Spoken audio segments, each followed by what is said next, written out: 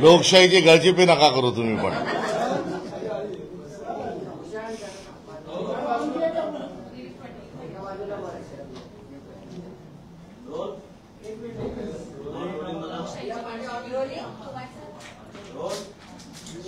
Finally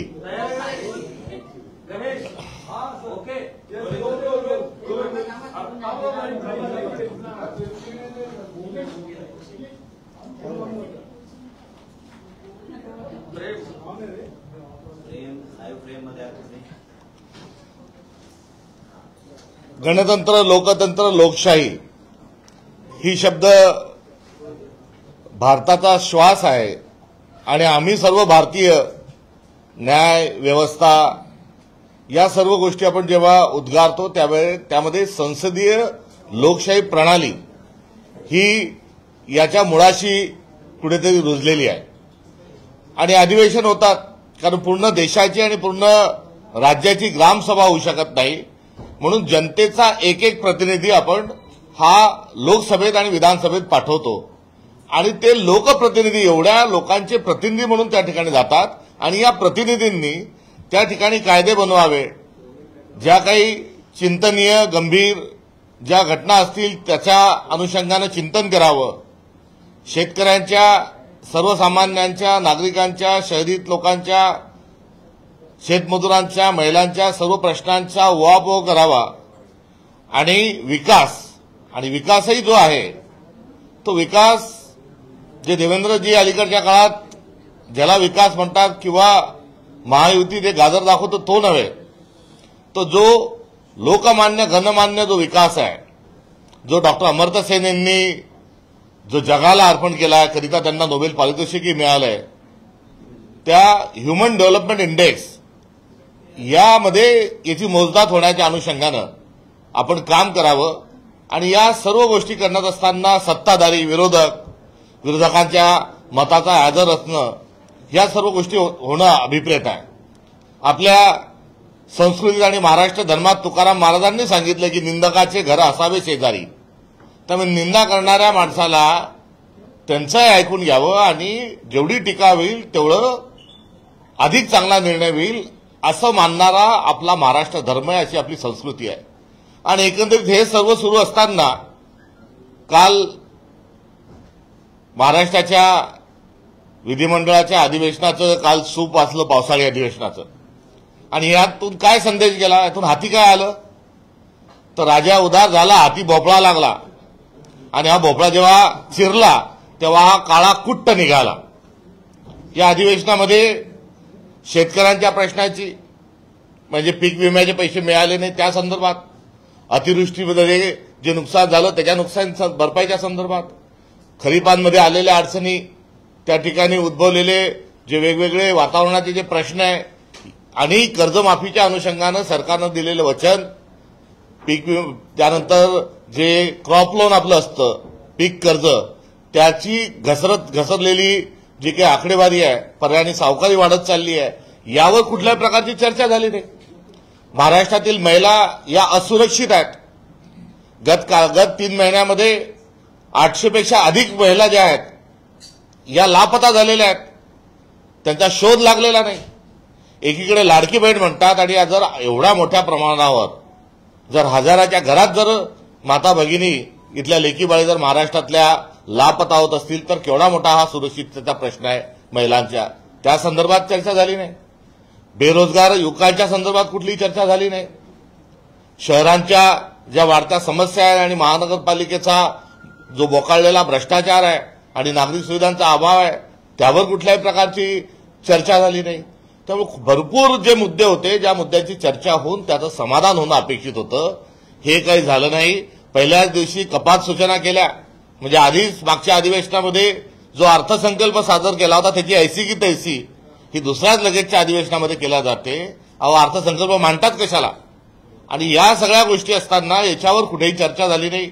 मागचं जे अधिवेशन झालं बजेट सत्र त्यामध्ये अशी परिस्थिती होती की विरोधी बाकावरून कोणी बोललं तर सत्ताधारी बाकावरची लोक धावून यायची आणि अशी भीती वाटायला लागली की आता कुठे ना कुठे सभागृहातच आपल्याला WWF पाहायला भेटते की काय, अशी मागच्या अधिवेशनाच्या वेळेची परिस्थिती होती.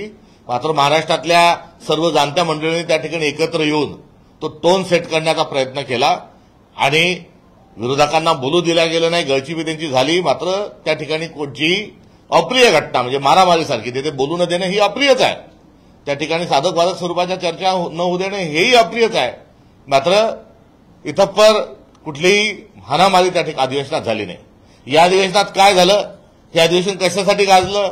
शेतकऱ्यांच्या प्रश्नासाठी, महाराष्ट्राच्या प्रश्नासाठी, भाषेच्या प्रश्नासाठी, शिक्षणाच्या प्रश्नासाठी, आपला विकास कसा होईल या अनुषंगानं त्या प्रश्नासाठी नाही. यामध्ये जो हे अधिवेशन गाजलं ते हाणामाऱ्या आणि एकूण गुंडशाही जी आहे या अनुषंगानं हे अधिवेशन गाजलं. कोणी बुक्के काय मारतो, कोणी चापटा काय मारतो, कोणी शिव्या काय देतो. एवढंच नाही तर सभागृहाच्या बाहेर महाराष्ट्रातही अक्कलकोटला प्रवीण गायकवाड सारख्या एका कार्यकर्त्याला मारलं जातं आणि अक्कलकोटचा मारणारा कार्यकर्त्याला थेट माजी प्रांताध्यक्ष भाजपचे महसूल मंत्री फोन करून सांगतात की काळजी करू नकोस, भिवू नकोस, मी तुझ्या पाठीशी आहे. अरे अक्कलकोटला भिवू नकोस तुझ्या पाठीशी नावाचा एक संत त्या ठिकाणी आहे, त्यांचा मंत्र त्या ठिकाणचा तो आहे. मात्र सरकारमधला मंत्री फोन करून सांगतो की मुख्यमंत्री देवेंद्र फडणवीस तुझ्या पाठीशी आहे, भिवू नकोस, मी तुझ्या पाठीशी आहे. तिकडे अक्कलकोटला जे घडलं त्याच्यावर अधिवेशनामध्ये आखलेचे तारे तोडले गेले, कुठल्याही प्रकारचं समाधान त्या ठिकाणी केलं गेलं नाही. वाटाण्याच्या आक्षेदा ज्या आहेत त्या प्रत्येक समस्येच्या अनुषंगाने लावल्या गेल्या. कुठे कॅन्टीनमध्ये हाणामारी होते तिथे कुठल्याच प्रकारची कारवाई होत नाही. एवढंच नाही तर आता हे लोन हे थेट सभागृहाच्या बाहेर जो मेन एंट्रन्स आहे, जे मुख्य द्वार आहे, तिथे हाणामाऱ्या झाल्यात. आणि आता मुख्यमंत्र्यांना याकरता काय अभिनंदन आम्ही करायचं का की मुख्यमंत्र्यांनी थेट करमणुकी करता WWFच्या कुस्त्या या आता विधिमंडळामधून लाईव्ह होणार आहेत, करिता आम्ही त्यांचे अभिनंदन करतो. हे अभिनंदन आता आम्हाला करावंसं वाटतं. जशी IPL BPL जशा असतात तशी ही पण एक प्रीमियम लीग, सत्ताधारी मव्वाली आमदार प्रीमियम लीग ही देवेंद्र फडणवीसांनी सुरू केली आहे का, हाही या निमित्तानं त्यांना असणारा प्रश्न आहे. आणि या सगळ्याला जबाबदार कोण? अक्कलकोटच्या हल्ल्यातला जो आरोपी आहे तो खुनाचा आरोपी आहे, त्याच्यावर सगळेच गुन्हे आहेत आणि तो थेट भाजपशी संबंधित आहे. मागच्या काळात सगळे जे वरली मटका किंग वगैरे वगैरे गुन्हेगार होते हे राष्ट्रवादी जाताना आपण बघितले, ते हागोणे प्रकरणात बघितले, ते नांदेडच्या एक जो माफिया आहे तो प्रवेश करत असताना बघितले. आता हे रेती माफिया किंवा अजून काही कॉन्ट्रॅक्टर याच्यापुरतं आता राहिलेलं नाही. हे काही आकाच्याही पुढे प्रकरण चाललेलं आहे. हा कोयत्या गँग पुरतंही आता हे राहिलेलं नाही. हे आता हाताबाहेर जे प्रकरण चाललेलं आहे आणि यातले जे भाजपचे जे लोक आहेत हे आरोपी आहेत. तिथे त्या प्रवेशद्वाराजवळ मारहाण होत असणाराही जो आरोपी आहे त्याच्यावरही मोका लागलेला आहे आणि हे भाजपचे कार्यकर्ते आहेत. आता याला थेट जबाबदार कोण? तर याला थेट जबाबदार महाराष्ट्राचे मुख्यमंत्री, महाराष्ट्राचे गृहमंत्री देवेंद्र फडणवीस या सगळ्या घटनेंना आणि या सगळ्या वाताहतीला आणि या गुंडागर्दीला केवळ केवळ केवळ आणि केवळ देवेंद्र फडणवीस जबाबदार आहेत. त्यांनी जे लोक पाळून ठेवलेले आहेत, जे छू म्हटल्यानंतर सोडून जे विरोधकांना घाबरवण्याकरता जे सोडलेले आहेत ते विरोधकांसाठी नाही, हे लोकशाहीला काळीमा फासणारे आणि लोकशाही नष्ट करण्याच्या अनुषंगानं हा होत असणारा तमाशा हा बघता देवेंद्र फडणवीसांनी नैतिक जबाबदारी स्वीकारून, त्यांच्यात असेल नैतिकता तर नैतिक जबाबदारी स्वीकारून त्याचं प्रायश्चित्त घेतलं पाहिजे, राजीनामा घेतला पाहिजे. महाराष्ट्राचे मुख्यमंत्री काय म्हणतात, कुठे सभागृहात म्हणतात की आता आमदारांना मवाली म्हटलं जायला लागलंय. हे कोण म्हणतंय? मुख्यमंत्री म्हणतात. अहो म्हणायला म्हटलं जात आहे तर तुम्ही काय करताय? तुमच्या पक्षाचे एवढं मोठं तुमच्याजवळ बहुमत आहे, एवढे आमदार आहे, जवळजवळ अर्धे तुमचे आमदार आहेत, तुमच्या आघाडीला 240 तुमच्याजवळ आमदार आहेत, तुम्ही या सगळ्या घटनेला जबाबदार आहात आणि खुशाल तुम्ही निर्लज्ज स्वरूपामध्ये आता जर आमदारांना मवाली म्हटलं जात आहे त्याचे जबाबदार तुम्ही आहात आणि तुम्ही ही जबाबदारी ढकलून चालणार नाही. याचं प्रायश्चित्त हे देवेंद्र फडणवीसांनी हे घेतलं पाहिजे. आणि देवेंद्र फडणवीसांची स्टाईल पण या निमित्तानं आपल्या सगळ्या महाराष्ट्राच्या समोर आली आहे. त्यांनी काय केलंय की विरोधकांसाठी असे लोक ठेवले आहेत की जे मौवाली आहेत, त्यांची भाषा बरोबर नाही, त्यांची संस्कृती बरोबर नाही, त्यांना गुन्हेगारीची पार्श्वभूमी आहे, ते शेलक्या भाषेत बोलतात, ते शिवीगाळ करतात, ते अश्लील बोलतात, ते मानभंग करणारे बोलतात, ते कोणत्या संहितेत न बसणारे बोलतात. अशा लोकांना ते समोर करतात आणि विरोधकांना म्हणतात तुम्ही यांच्याशी भांडा. अहो, हा डाव तुमच्यावर देवेंद्रजी पलटल्याशिवाय राहणार नाही. तुमची जी पिल्लावळ आहे ही पिल्लावळ सांभाळा. आज रोजी कुठेतरी काही ना काही त्याच्यावर आरोप आक्षेप नोंदवल्या जात असतील, मात्र त्याच्या अटॅक होत नाही. कशाकरता अटॅक होत नाही? यांना पळता पळता भुई थोडी होईल. लोक महाराष्ट्रातले संतापलेले आहेत, मात्र हा तुर्तास जो सल्पविराम आहे तो या करतायत कारण हे सगळे जे विंचू आहेत हे पिंडीवर बसलेले आहेत. त्यामुळे या महादेवाच्या पिंडीवर विंचू बसल्यामुळे, सत्तेच्या पिंडीवर हे विंचू बसलेले असल्यामुळे आता त्यांना ठेचायची सोय नाही. मात्र आता यांचा अतिरेक झाल्यानंतर महाराष्ट्राचा अंत आपण पाहू नका, हा देखील इशारा या निमित्ताने द्यायचा आहे. त्यामुळे पार्टी ऑफ द काय डिफरन्स म्हणायचे, ही तर आता गलिच्छ लोकांची पार्टी झाली आहे, गुंड लोकांची पार्टी झाली आहे, मवाली लोकांची पार्टी झाली आहे. आणि यांचे जे नेते आहेत यांनी यांच्या पदरी विद्वान, साहित्यिक, संगीतामध्ये त्याच्या रुची असे आणि चांगले सल्लागार न नेमता आता यांच्या पदरी असे लोक बाळगायला लागले आहेत ज्यांची दोन कवडीची किंमत नाही. याचा अर्थ यांनी सगळ्या व्यवस्थेला गृहीत धरलाय. यांच्या एकंदरीत या मानसिकतेचा आम्ही धिक्कार करतो आणि या सर्व दुरावस्थेला देवेंद्र फडणवीस जबाबदार आहे. हे या अधिवेशनामधून जे सिद्ध झालेलं आहे, जी दुरावस्था आणि महाराष्ट्राची जी वाताहत सगळ्यांच्या समोर जी आलेली आहे, याबद्दल दुःख खंत व्यक्त करतो. लोकशाही ही तळाला आणून ठेवली आहे. आम्ही तर नेहमीच आरोप करत आलोय राजकीय यांना लोकशाही नको आहे, यांना लोकशाही डुबवायची आहे.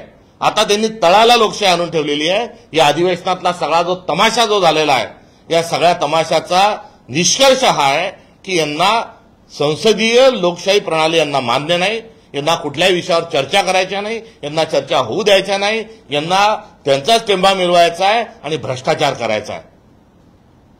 भ्रष्टाचार होतोय, मात्र संस्कृती बुडवण्याचं पाप तरी कृपया आपण करू नका.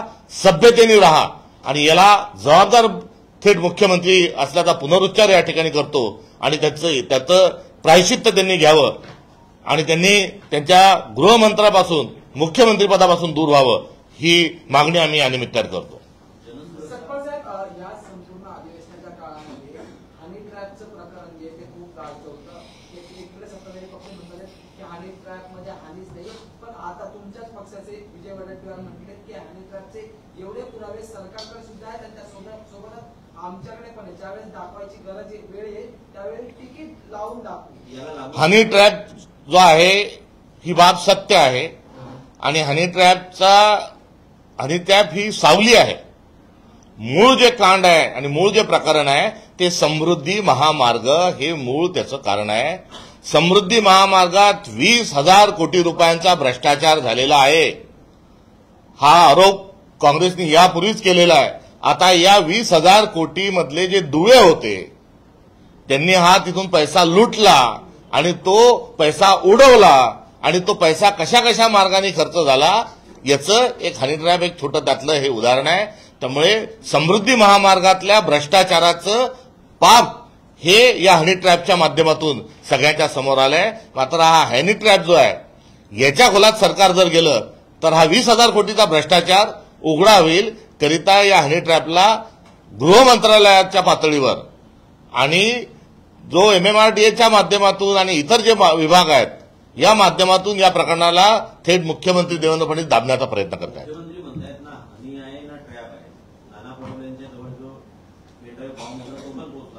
देवेंद्र फडणवीस हे खोटारडे आहेत, ते सातत्याने खोटे बोलतात. त्यामुळे त्यांच्या या वक्तव्याला गांभीर्याने घेण्याची गरज नाही. ते याच्यातून पळवाट शोधत आहेत. कारण हनी ट्रॅप मधली लोक जर अडकली तर समृद्धी महामार्गातला भ्रष्टाचार हा लोकांसमोर येईल करिता त्यांनी घेतलेली भूमिका आहे.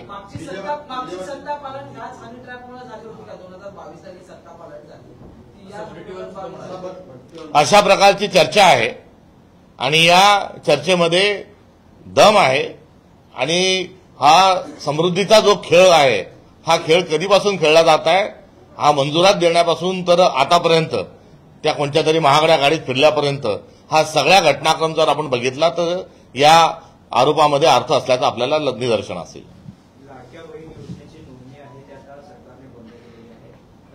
80,000हून अधिकचे अर्ज आहेत महिलांचे ते रद्द केलेले आहेत. गरज सरो वैद्य मरो ही भूमिका या सरकारच्या ठायी आहे आणि लाडकी बहीणला 1,500वरून 2,100 रुपये देणारे घोषणा करून मतांचा डल्ला मारणारं जे सरकार आहे त्या सरकारने त्याचं 2,100 तर केलेच नाही, मात्र ज्यांना काही हप्ते मिळाले त्यातही मोठ्या संख्येवर लाडक्या बहिणीची संख्या कमी केली आणि आता नव्यानं त्यामध्ये समावेश ते कोणाचाही करत नाही. याचा अर्थ की ते पुढे पुढे ही योजना बंद करतील. त्रिभाषा सूत्र आणलं तर शाळा सुद्धा बंद करू असं ठाकरे काल म्हणाले. त्रिसूत्री जी आहे आणि तिसऱ्या भाषेची सक्ती आहे ही मराठीची गळचिपी आहे आणि महाराष्ट्र धर्म हा संपवण्याचा भारतीय जनता पक्षाचा घाट हा या तिसऱ्या भाषेच्या सक्तीवरून आहे. त्यामुळे या तिसऱ्या भाषेच्या सक्तीच्या विरोधात महाराष्ट्र पेटून उठल्याशिवाय राहणार नाही. उद्धव ठाकरे यांनी जी मुलाखत दिली आहे सामनाला संजय राऊतांना, त्याच्यात त्यांनी म्हटलंय की लोकसभेला आम्ही म्हणजे महाविकास आघाडी एकत्र निवडणुका लढली, पण विधानसभेत मी म्हणून निवडणूक लढवली गेली आणि त्यामुळे सुद्धा फटका जो आहे तो विधानसभेला महाविकास आघाडीला बसला. ही खंत व्यक्त केली त्यांनी. महाविकास आघाडीचा जो एकंदरीत लोकसभा आणि विधानसभेमध्ये जी संख्यात्मक एक आणि गुणात्मक जो फरक पडलाय त्याकरता प्रमुख काही कारण आहेत. त्यातला समन्वय हा एक मुद्दा असू शकतो, मात्र हे सरकार जे आहे हे प्रचाराने नव्हे तर अपप्रचाराने आणि मतांची चोरी करून हे सरकार सत्तेवर बसलेलं आहे. हे देखील त्रिकालबाधित सत्य आहे. त्यामुळे मतदानाची चोरी करून आणि मतदार याद्या मॅनिप्युलेट करून हे सरकार असंवैधानिक पद्धतीनेही सत्तेवर बसलेलं आहे. जनसुरक्षा विधेयकासंदर्भात जी समिती नेमली होती त्या समितीत विरोधकांचे प्रमुख नेते त्यामध्ये घेतले होते. काल अजितदादांनी याबाबत खुलासा करताना म्हटलंय की जे समितीत होते त्यांना बोलता येणार नाही सभागृहात. याबाबतची माहिती काँग्रेसच्या नेत्यांना नव्हती किंवा वरिष्ठच्या महाविकास आघाडीच्या कोणत्याच नेत्याला नव्हती का? त्यांनी हे सांगत असताना समितीच्या बैठकीमध्ये काय काय आक्षेप झाले, तिथे कोण काय काय बोललं हे त्यांनी जाणून बुजून त्यांनी ते लपवण्याचा प्रयत्न केलाय. समितीच्या बैठकीमध्ये बजरंग दल या कायद्यामध्ये येतं का येत नाही हे विचारलं होतं, तर हातात काठी घेऊन गोल रिंगण करून जी काही लोक शाखा नावाचा एक काहीतरी केंद्र बनवतात तेही या कायद्याच्या ज्युरिडिक्शनमध्ये येतंय का या संदर्भात देखील त्या ठिकाणी प्रश्न विचारले होते. त्यामुळे ज्या पहिल्या काही बैठका होत्या त्या 4-4, 5-5 तास त्या चालल्या आहेत. त्यामध्ये सर्व आक्षेप जे आहेत ते त्या ठिकाणी जे नोंदवायला पाहिजे होते, जे अमान्य आहे आणि जे संविधानिक स्वरूपात नोंदवले होते हे त्या समितींमध्ये नोंदवल्या गेले होते. त्यामुळे त्यांनी त्या समितीमध्ये काय काय कोण कोण बोललं होतं हे जर सांगितलं असतं तर अधिक बरं झालं असतं. पण ड्राफ्ट जो बनवला गेला, जेव्हा ड्राफ्ट त्या ठिकाणी वाचण्यात आला त्यानंतर विरोधातलं मत कोणीही त्या ठिकाणी नोंदवलं नाही असं फडणवीस म्हणतात. तुम्हाला तुमची माहिती घेता येते? फडणवीसांचं पुन्हा दादांत ते खोटं बोलत आहेत. जेव्हा मतदानाला प्रस्ताव टाकला तेव्हा नाही म्हणणाऱ्यांचे पण आवाज होते आणि होय म्हणणाऱ्यांचे अर्थात त्याच्याजवळ पाशवी आणि राक्षसी बहुमत असल्यामुळे होयचा देखील आवाज होता. खुर्चीवर बसलेल्या व्यक्तींच्या संदर्भात अनेक आरोप झालेले आहेत, त्याच्यात या ठिकाणी मी जाणार नाही. मात्र त्यांनी नाहीचा आवाज हा दोन्ही कानं बंद करून तो कुठेतरी ऐकला नव्हता, मात्र त्यांना दुरुस्त करून नाही म्हणणाराही वर्ग हा त्या ठिकाणी सभागृहात होता, हो म्हणणाराही होता. त्यामुळे विरोधकांना बदनाम करण्याचं काम देवेंद्र फडणवीसांनी करू नये. हा कायदा जो आहे हा कायदा त्यांनी सरळ वापस घ्यावा, कारण हा लोकशाही विरोधात आहे. जनसुरक्षा विधेयकावरून महाविकास आघाडीमध्ये एक वाक्यता दिसून आली नाही अधिवेशनामध्ये, तर हा फटका नाही म्हणायचा का? महाविकास आघाडीच्या अनुषंगानं राज्यपालांना भेटणे, महाविकास आघाडीच्या माध्यमातून अप्पर हाऊसमध्ये वरच्या सभागृहामध्ये मतदानावर बहिष्कार टाकणे या गोष्टी सोबत केलेल्या आहेत. खालच्या सभागृहात नेमकेपणाने काय घडलं या संदर्भामध्ये त्या माहिती मी मागवलेली आहे.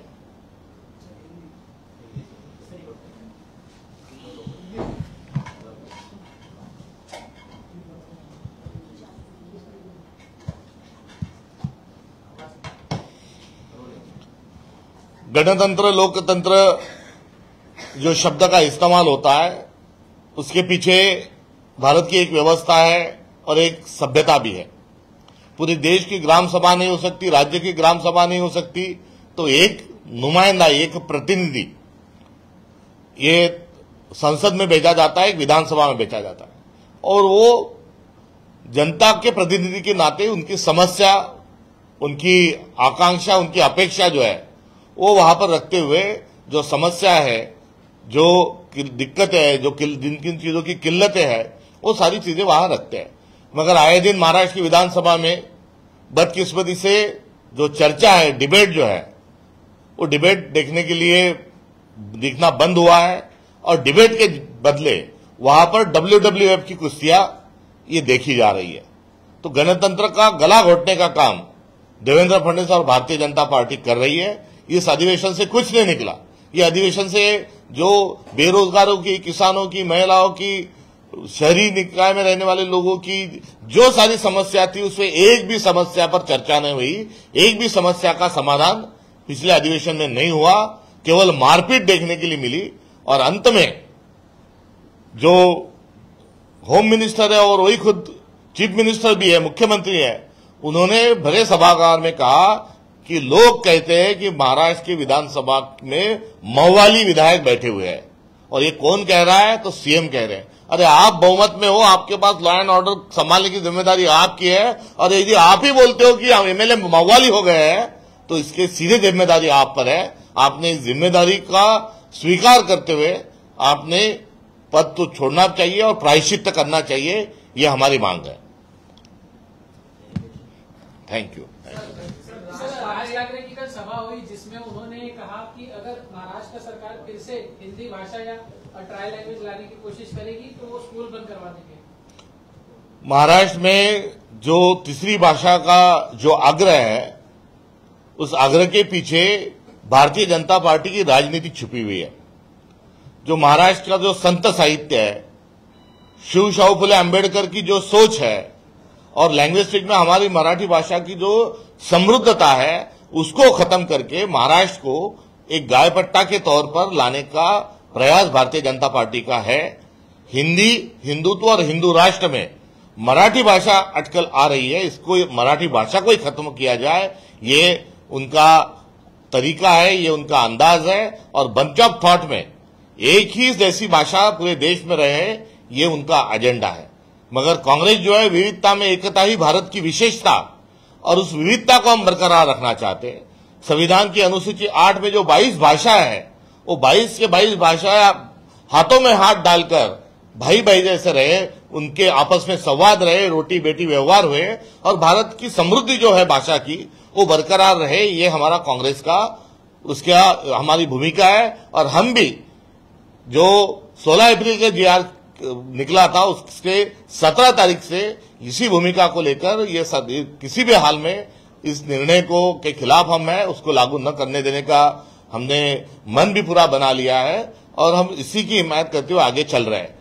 और इसमें हमारी और भी जो भूमिका है वो है कि हम मारेंगे नहीं, हम पढ़ाएंगे, और हम मराठी को उसका हम संवर्धन करेंगे। ये भूमिका लेकर हम चल रहे हैं। तो मी मराठी, मी भारतीय, ये भूमिका के साथ हम ये जो भारतीय जनता पार्टी का जो खेल है, उसको कामयाब नहीं होने देंगे। सर, इसी को काउंटर करते हुए नीतीश राणे का एक बयान आया है कि स्कूल बंद कराने के बजाय मदरसे बंद कराए, वहां पे आतंकवादी तैयार होते हैं और मदरसा में मराठी पढ़ाई जाए, ये भी हर उसके पीछे भाजपा की साजिश है।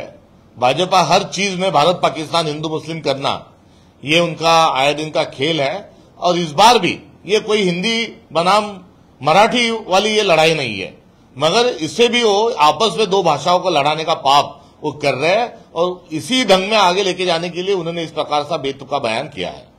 सर, सरकार जिस GR का विरोध वरिष्ठ लगातार कर रही थी, वो GR वापस ले लिया है, लेकिन मराठी बनाम हिंदी की लड़ाई सड़क तक सीमित थी, वो कहीं सेशन में भी हमें देखने मिल रही है। कल राज ठाकरे एक बार फिर सभा को संबोधित करते हुए बोलते हैं कि अगर ऋषिकांत दुबे यहाँ आते हैं तो मैं समुद्र में डुबोकर पीटेंगे। ऋषिकांत दुबे फिर वहाँ बयान कर रहे हैं, मनोज तिवारी बयान कर रहे हैं। आखिर कब खत्म होगा? नहीं, हमारी जो पंडित जवाहरलाल नेहरू जी ने जो 3 भाषिक जो फार्मूला दिया था, हम उसकी हिमायत करते हैं और उसकी कदर करते हुए आगे बढ़ना चाहते हैं। हम किसी प्रकार की हिंसा का हम यहाँ बिल्कुल समर्थन नहीं करते। और रही बात, ये कोई हिंदी वर्सेस मराठी की बिल्कुल कतई लड़ाई नहीं है। हिंदी भाषा का एक अपना स्थान है, एक अपना अस्तित्व है, उसका भी पूरा सम्मान है।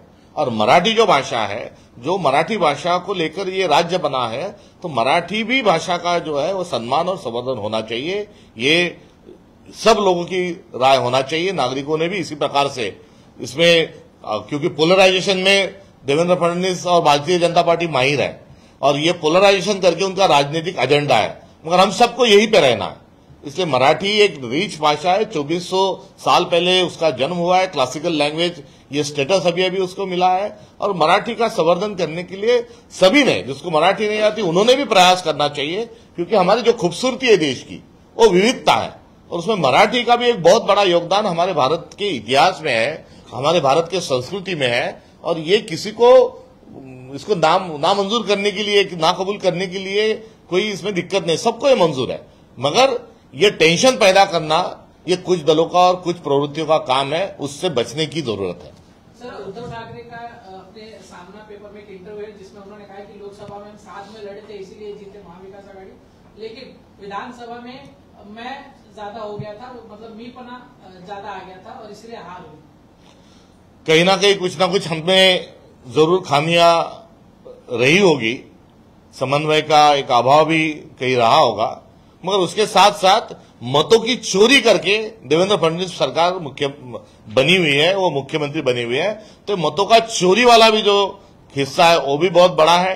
उसके साथ साथ पोलराइजेशन उन्होंने जो किया, जाति जाति में, धर्म धर्म में जो पोलराइजेशन किया, उसके कारण भी एक कुप्रचार के साथ भी उनको एक मौका मिला। तो इसके साथ 2-3 बहुत संगीन जो है उसके ऊपर कहीं ना कहीं बहुत सारे कारण हैं।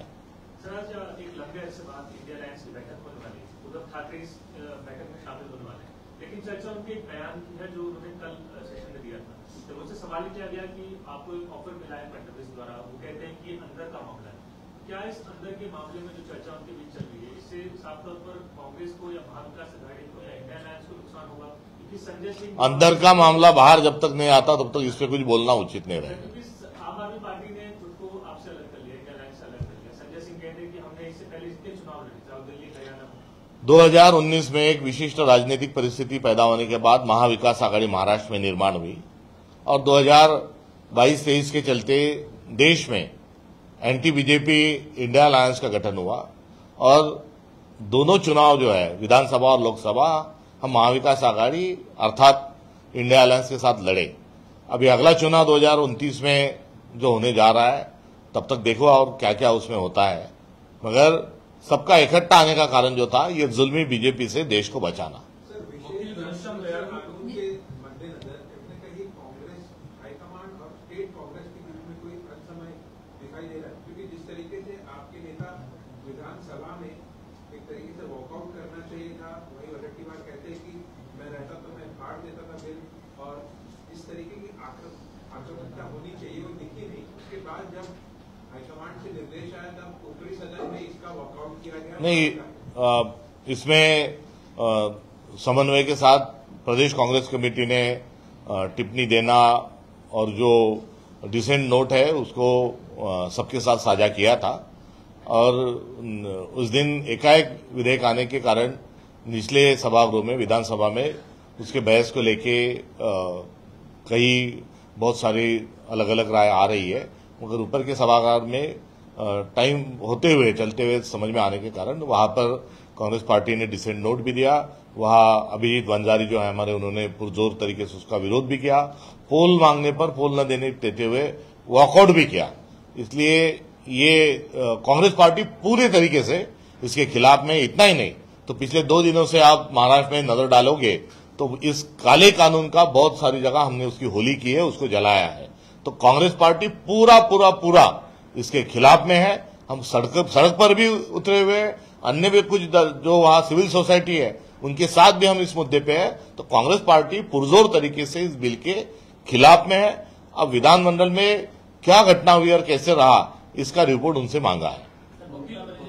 किया है कि देश में सबसे दूसरी जो भाषा बोली जाती है वो बंगाली है, असम में भी बोली जा रही है। उस तरह से देखते हैं कि भाषा के बाद हिंदी मराठी चलता है, बंगाली भी सेकुलरिज्म नाम का जो शब्द है उस शब्द को आए दिन भारतीय जनता पार्टी और संघी उसको बदनाम करते रहते हैं, मगर ये भाषा के विवाद को लेके मैं आपका सेकुलर शब्द की तरफ ध्यान आकर्षित करना चाहूंगा। सेकुलरिज्म जो शब्द है ये केवल दो धर्मों के लिए नहीं है, केवल 2 जातियों के लिए नहीं है। तो ये उसके साथ साथ स्त्री पुरुष समानता भी दर्शाता है, जो सामाजिक न्याय है उसको भी दर्शाता है, और सभी भाषाओं का सम्मान करो, ये भी उसमें सेकुलरिज्म का मतलब है। और ये नॉन सेकुलर है, ये फासिस्ट है। इनका काम क्या होता है? तो भाषा, रंग, भेद, भूगोल, लिंग, इस पर लोगों को उस बंटवारा करना। तो ये भारतीय जनता पार्टी की बंटवारा करना, ये उनकी स्टाइल है, क्योंकि अंग्रेजों से सीखे हैं कि बांटो और राज करो। वकील घनश्याम दयाळू यांनी न्यायालयात याचिका दाखल केलेली आहे. राज ठाकरे यांनी विरोधात एफआयआर दाखल करावी अशी मागणी केली आहे. न्यायालय त्यावर जो निर्णय देईल त्याची वाट बघू.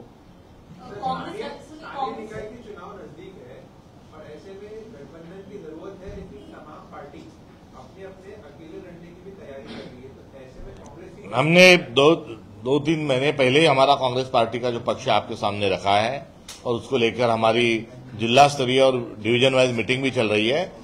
स्थानिक स्वराज्य निकाय जो संस्था है, उसके लिए महाराष्ट्र के हद तक कोई अलायंस करना ठीक नहीं है। तो इसको लेकर हम हमारे समविचारी पक्षों के साथ अलायंस करना है या क्या फैसला करना है, इसका पूरा जो निर्णय है हमारे स्थानिक इकाई को हम पहले सौंप चुके हैं। कांग्रेस लगातार कहती आ रही है कि गुजरात जो है वो मुंबई को अपनी तरफ ले रहा है और पूरी तरह से अपने पास लेने की कोशिश है, लेकिन नीतीश राणे कहते हैं कि मुंबई को असली खतरा इस्लामीकरण से है, जिहाद से है। क्या कहें? ये इस प्रकार से जो बातें जो सामने आती है, वो पोलराइजेशन का ही एक तरीका है। रही बात गुजरात और महाराष्ट्र को लेकर, तो ये जो सरकार है, ये सरकार गुजरात के दबाव में काम करते हुए नजर आ रही है। और इसका जो